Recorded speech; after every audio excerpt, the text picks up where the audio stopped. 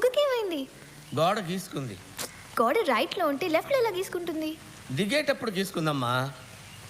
కన్నేంటి నల్లగా ఉంది? అన్ని ప్రశ్నలు ఇప్పుడు వేయాలమ్మా, ఏదో క్లాస్ టీచర్ లాగా. మళ్ళీ ఎక్కడికి? ఇంట్లో ఉంటే పిచ్చెక్కుతుందమ్మా, అలా బయటికి వెళ్ళి తిరిగి వస్తా. లేదు లేదు, నేను ఎందుకు వెళ్తాను, నేను వెళ్ళను. బయటికి వెళ్తానన్నావు. వెళ్తానంటే వెళ్ళాలా? నేనేం వెళ్ళను, నేను ఇంట్లోనే ఉంటా. మాటలు మాట్లాడితే ఎట్లా? నన్ను డిసప్పాయింట్ చేస్తే ఏం జరుగుతుందో తెలుసా?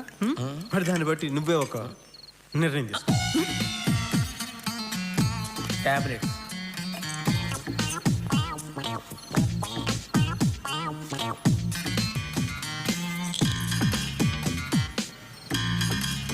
ఇచ్చావా?